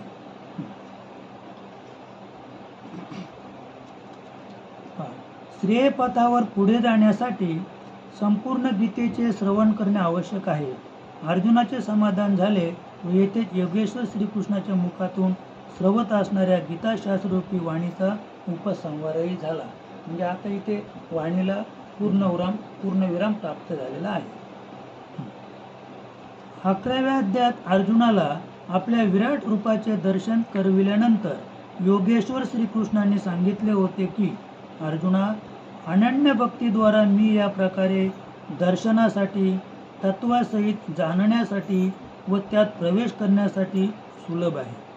अशा प्रकारे दर्शन करणारे साक्षात माझ्या स्वरूपाला प्राप्त होतात. आणि येथे योगेश्वर अर्जुनाला विचारतात, तुझा मोह नष्ट झाला का? यावर अर्जुनाने उत्तर दिले, हो, माझा मोह नष्ट झाला आहे. मला स्मृती प्राप्त झाली आहे. आता आपण जसे सांगाल तसे मी करीन. परमतत्वाचे दर्शन होतात अर्जुनाला जे प्राप्त करावयाचे होते ते प्राप्त झाले. परंतु शास्त्र तर भावी पिढ्यांसाठी देखील असते. त्याचा उपयोग आपण सर्वांनी केला पाहिजे. संजय उवाच. इत्येहं वासुदेवश्च पार्थश्च च महात्मनः संवादम इमं शौशम अद्भुतम रोमहर्षणम. आता संजय म्हणाला, याप्रमाणे वासुदेव आणि महात्मा अर्जुन, म्हणजे आता अर्जुनाला त्यांनी महात्मा शब्द वापरलेला आहे. आता तो साधक नाही किंवा धनुर्धर नाही असं आहे. यांच्यामधील आश्चर्यकारक व रोमांचकारी संवाद मी ऐकला. म्हणजे आता संजय धृतराष्ट्राला सांगतो की अर्जुन आणि भगवान श्रीकृष्ण, म्हणजे आता अर्जुन धनुर्धारी नाही, तो साधक नाही, तर अर्जुन हा सिद्ध पुरुष आहे आणि त्याला सांगणारा पण सिद्ध पुरुष आहे. तर दोन्ही सिद्ध पुरुष आहेत आणि त्यांचा जो संवाद आहे तो मी ऐकला, असं संजय धृतराष्ट्राला सांगतो. संजयामध्ये हा संवाद ऐकण्याची क्षमता कशी आली त्यावर तो म्हणाला, व्यासप्रसादात इच्छुत वाणेत द्रुमह्यम परम योगम योगेश्वरात कृष्णात साक्षात्कार कथयता स्वयं. असं म्हणजे त्याला मी तो फक्त एक मनाशी की बाबा म्हणजे हा अधिकार मला कसा प्राप्त झाला. दोन्ही सिद्ध पुरुषांचं जे बोलणं आहे, आता जर कावळा कावळीशी बोलायला लागला तर आपल्याला त्याचं काही समजेल का, किंवा कबूतर कबुतराशी वक्तव्य करायला आपल्याला कळेल का, कारण आपल्याला पक्षाची बोलीच आपल्याला कळत नाही. तसं हा दोन्ही सिद्ध पुरुष होते, पण दोन्ही सिद्ध पुरुषांचं काय चाललेलं आहे, काय वक्तव्य चाललेलं आहे ते तुला कसं कळलं, म्हणजे अशी शंका आहे. तर त्या शंकेचं निरसन या ठिकाणी खालच्या श्लोकात संजय सांगतायत. पहा, श्री व्यासांच्या कृपेने मला का कळलं हे, मला ही बोली किंवा ही वाणी का समजली मला, तर माझ्यावर व्यासांची कृपा होती. त्यांनी दिलेल्या दिव्य दृष्टीमुळे मी श्रेष्ठ असा हा गुह्यतम योग साक्षात योगेश्वर श्रीकृष्णाच्या तोंडून ऐकला. संजयाने श्रीकृष्णाला योगेश्वर म्हणून संबोधित केले आहे. जो स्वतः योगी आहे आणि दुसऱ्यांना योग प्रदान करण्याची क्षमता ज्याच्याजवळ आहे तो योगेश्वर होय. असं काय योगी आणि योगेश्वर त्याच्यातला फरक या ठिकाणी सांगितलेला आहे की जो स्वतः योगी आहे आणि दुसऱ्याला जो योग शिकवतो त्यात तो योगेश्वर, आणि आपण आपल्यासाठीच करतो तो फक्त योगी. असं राजन संस्मृत्यम संवादम इमम अद्भुतम केशवार्जुनयो पुण्यम हस्यामी च मुहुर्मुहु. हे राजन, केशव व अर्जुन यांचा परम कल्याणकारक आणि अद्भुत संवाद वारंवार आठवून मी अत्यंत हर्षित होत आहे व म्हणूनच या धर्मसंवादाचे पुन्हा पुन्हा स्मरण केले पाहिजे आणि सतत स्मरण करीत प्रसन्न राहिले पाहिजे. त्यांच्या स्वरूपाचे स्मरण करीत संजय पुढे म्हणतो. असं म्हणजे विषय एवढाच आहे की रात्रंदिवस आपल्याला नामस्मरण करायचे. आता समजा आपण महाभारताकडे वळलो तर उद्धव हा खरं म्हणजे भगवान श्रीकृष्णाचा शिष्य नाही आहे, गर्गमुनींचा शिष्य आहे. पण गर्गमुनींचा शिष्य उद्धव, पण त्या उद्धवावर भगवंत एवढी प्रीती आणि इतकं प्रेम करत होते की उद्धव आणि मी वेगळा नाहीच, आम्ही दोघे एकरूपच आहोत. पण तो शिष्य कोणाचा होता, गर्गमुनींचा. असं आहे. पण तरीसुद्धा म्हणजे भगवंत त्याच्यावर एवढं का प्रेम करत होता, तर भगवंतावर त्याची इतकी असीम शक्ती असीम श्रद्धा होती भगवंतावर की तो भगवंताला वेगळं मानतच नव्हता. म्हणजे उद्धव त्याची एवढा विश्वास भगवंतावर होता की तो भगवंताला वेगळं मानतच नव्हता. आणि त्याच्यामुळं किंवा कदाचित गर्गमुनीने त्यांना काहीतरी देवाविषयी सांगितलं असेल आणि म्हणून तो एवढं प्रेम त्याच्यावर म्हणजे भगवंतावर करत होता उद्धव. आणि त्या प्रेमाचं प्रतीक म्हणून भगवंताने त्याला जे द्यायला पाहिजे ते त्याला सगळं देऊन आणि विरक्त दशा प्राप्त करून आणि निज धामाला जाण्या योग्य त्याला करून ठेवला उद्धवाला. असं पहा, तच्च संस्मृतम रूपम अद्भुतम हरे विस्मय मे महान राजन हस्यामी च पुन्हा पुन्हा.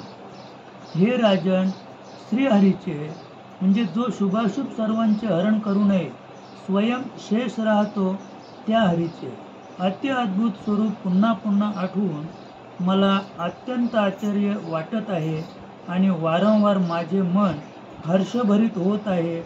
परम इष्टचे स्वरूप ही वारंवार स्मरण करण्याची वस्तू आहे.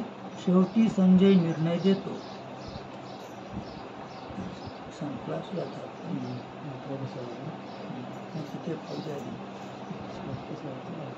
हा शेवटचा आहे. नेमले कालरामला बसवाला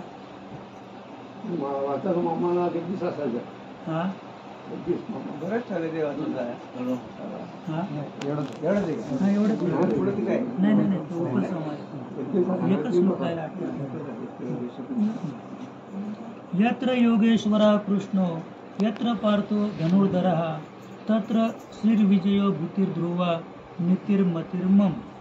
हे राजन, ज्या पक्षात योगेश्वर श्रीकृष्ण आणि धनुर्धर अर्जुन म्हणजे त्याने विश्लेषण केलं कंसार, ध्यान म्हणजे धनुष्य होय, इंद्रियांची दृढता ही गांडीव आहे, अर्थात ध्यान धारणेमध्ये स्थिरता असणारा महात्मा अर्जुन.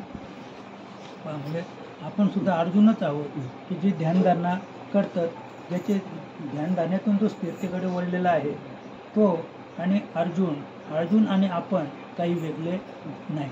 जे अर्जुनाने केलं आणि तो त्या भगवान श्रीकृष्णाच्या पात्रतेला योग्य ठरला तेच आपण करून राहिलेलो आहोत. निश्चित आपण सुद्धा त्या देवाच्या पात्रतेला योग्य ठरल्याशिवाय राहणार नाहीत, कारण आपण ध्यानधारणा करतो, नामस्मरण आपण करतो असं.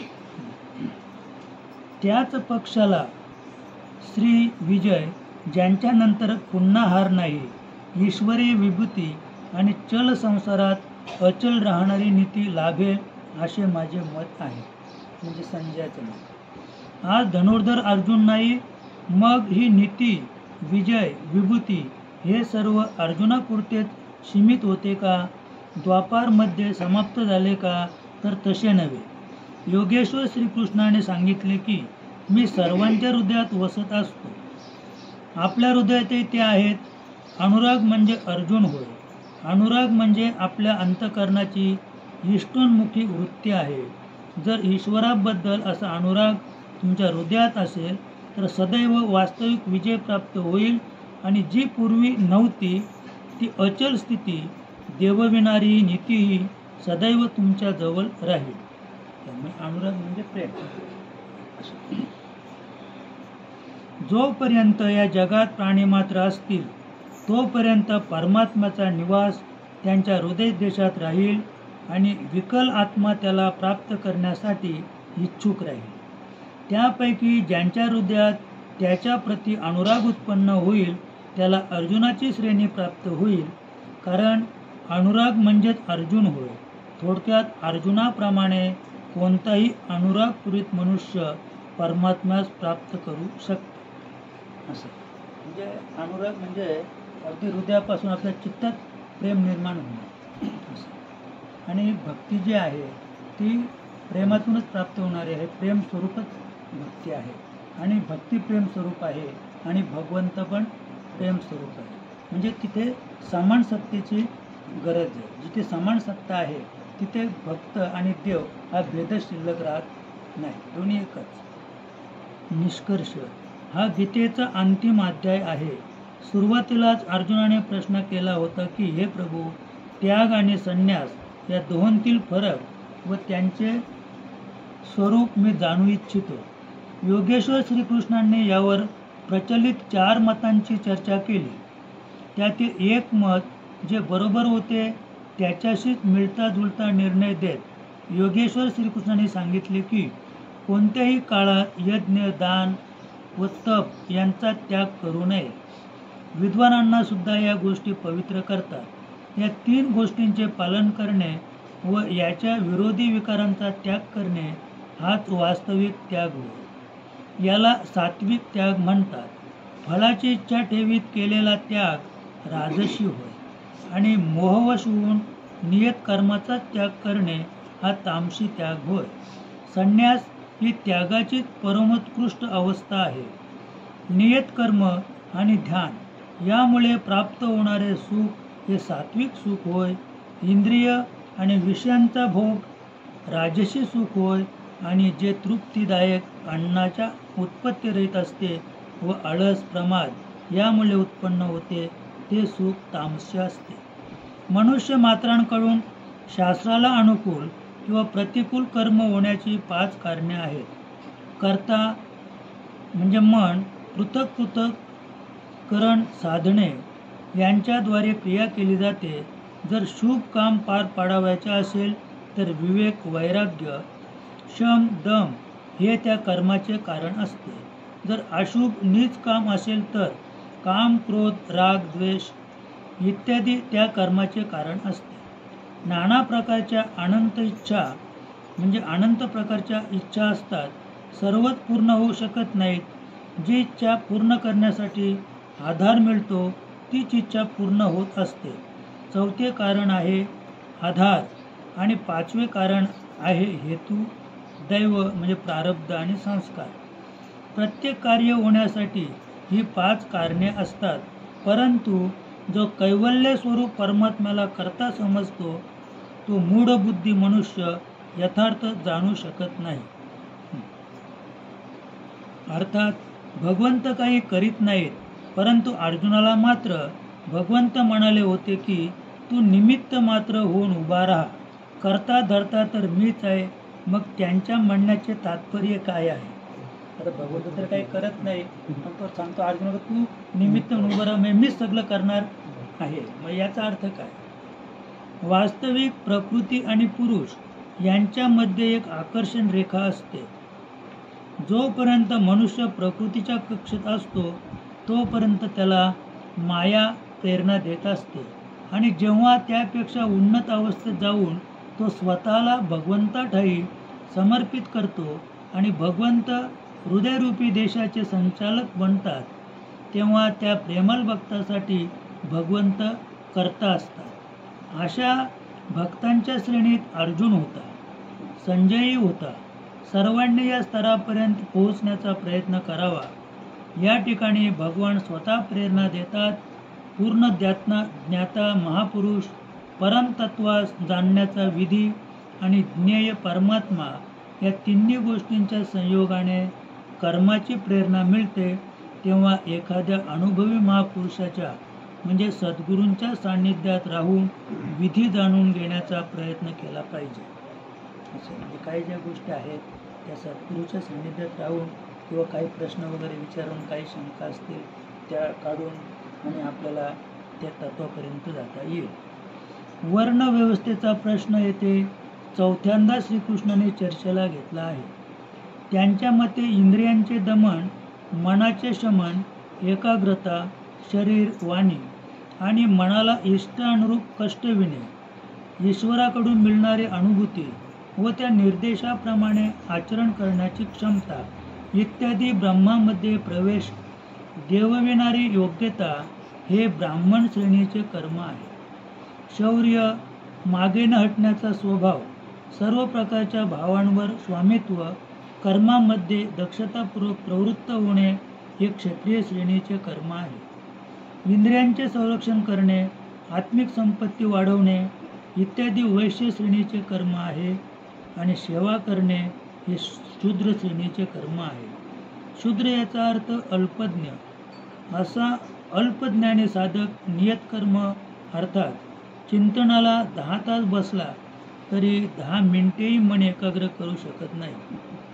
शरीर अवश्य बसलेले असते, पण मनाचे स्थिर होणे मात्र जमत नाही, ते तर चंचल असते.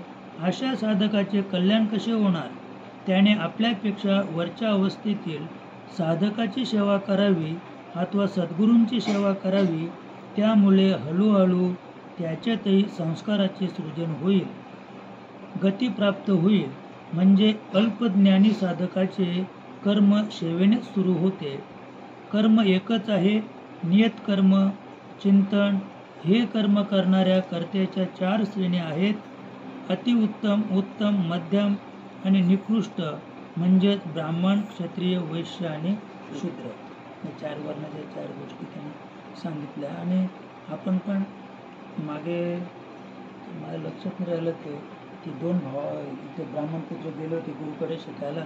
तर एकाने सगळं पाठांतर केलं, फार सुंदर सगळ्या ऋचा वगैरे पाठ केल्या, आणि एक तो घरामध्येच त्या म्हणजे ती आपली गुरुमाऊली होती, आई होती, तिच्याबरोबर तो काम करत राहायचा. त्याला इकडे काही ते पाठांतरात किंवा शास्त्रामध्ये काही रस नव्हता.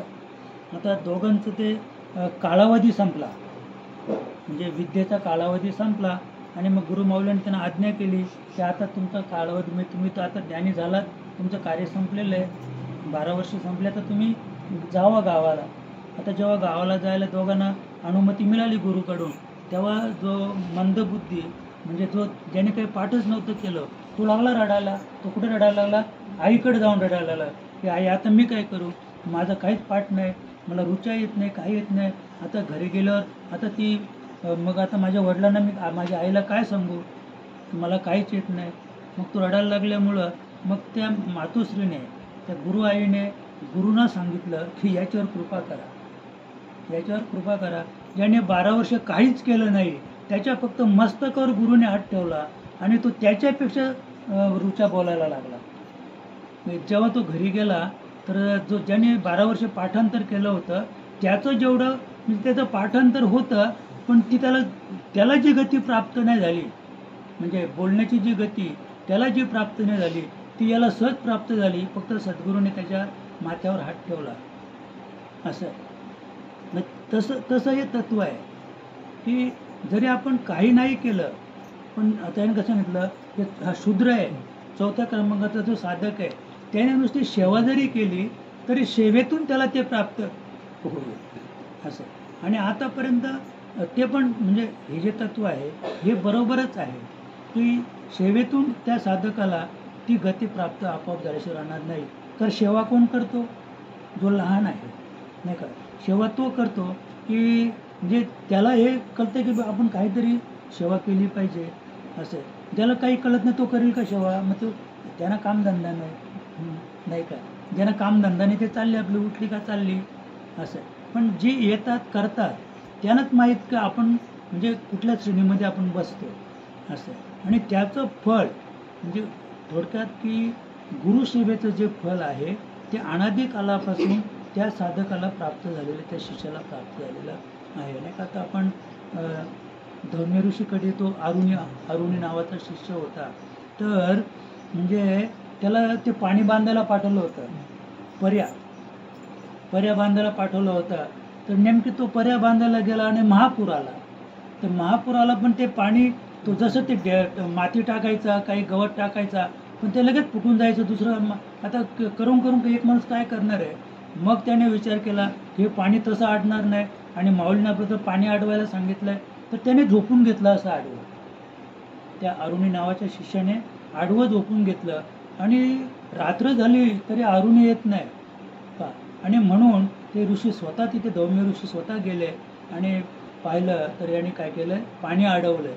तेव्हा त्याला उठवलं आणि त्यांच्यावर काय केली, कृपा केली असं.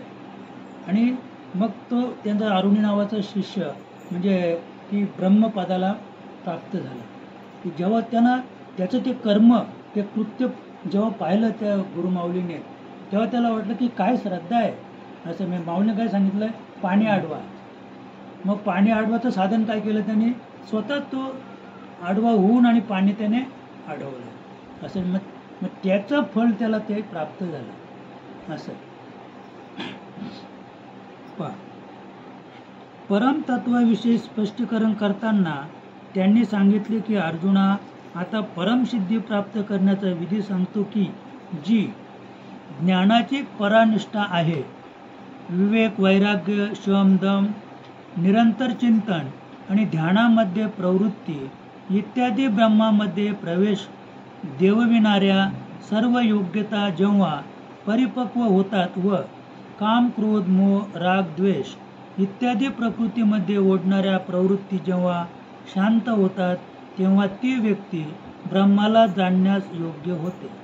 त्या योग्यतेचे नाव पराभक्ती आहे. पराभक्तीद्वाराच तो तत्वाला जाणू शकतो. पण तत्व म्हणजे काय? त्यांनी सांगितले की मी जसा आहे व ज्या विभूतींनी मी युक्त आहे त्या मला तो जाणतो. अव्यक्त, शाश्वत, अपरिवर्तनशील अशा अलौकिक गुणधर्मांनी युक्त असलेल्या मज परमात्म्याला तो जाणतो आणि असे जाणून तो तत्क्षणी माझ्यामध्ये स्थिर होतो. हे तत्व म्हणजे परमतत्व होय. 5 किंवा 25 तत्वे म्हणजे हे तत्व नव्हे. या परमतत्वाच्या प्राप्तीबरोबर आत्मा त्याच स्वरूपात स्थिर होतो, त्याच गुणधर्मांनी तो युक्त होतो असं. म्हणजे आपल्याला फक्त इकडे हे 5 तत्व आहेत, मग तिकडे सूक्ष्मताची 17 तत्व आहेत की 25 आहेत, काही 24 आहेत, थोडक्यात सांगायचं तर आपण त्या तत्वांचा विचार करून राहिलो आहे, ते पाठ करून राहिलो आहे, ते तत्व सांगून राहिलो आहे. पण परमतत्व हेच आहे आणि एवढंच आहे. ईश्वराचा निवास कोठे असतो यावर योगेश्वर श्रीकृष्णाने सांगितले. अर्जुना, तो ईश्वर सर्व भूतमात्रांच्या हृदयदेशामध्ये निवास करीत असतो, परंतु मायारूपी यंत्रावर आरूढ होऊन लोक दुसरीकडे भरकटतात म्हणून ते ईश्वराला जाणत नाही. म्हणून हे अर्जुना, तू हृदय देशात स्थित असणाऱ्या त्या ईश्वराला शरण जा. यापेक्षाही गुह्यतम असे एक रहस्य आहे व ते म्हणजे संपूर्ण धर्माची चिंता सोडून तू माझ्या आश्रयाला ये, म्हणजे तू मला प्राप्त होशील. हे रहस्य अनधिकारी पुरुषाला सांगता कामा नये. जो भक्त नाही त्यालाही सांगता कामा नये, परंतु जो भक्त आहे त्याला अवश्य सांगितले पाहिजे. त्याच्याशी अंतर ठेवून वागलो, दुरावा ठेवला तर त्याचे कल्याण कसे होईल? शेवटी योगेश्वर श्रीकृष्णाने विचारले, अर्जुना, मी तुला जे काही सांगितले ते तू नीट ऐकलेस ना? तुला ते नीट समजले ना? तुझा मोह नष्ट झाला की नाही? यावर अर्जुन म्हणाला, भगवान, माझा मोह नष्ट झाला आहे, मला स्मृती प्राप्त झाली आहे. आपण जे सांगत आहात ते सत्य आहे आणि आता मी तसेच करेन. दोघांचा संवाद संजयनेही चांगल्या प्रकारे ऐकला व तो निर्णय देताना म्हणतो की श्रीकृष्ण महायोगेश्वर आहेत व अर्जुन एक महात्मा आहे. वाचतं का तो?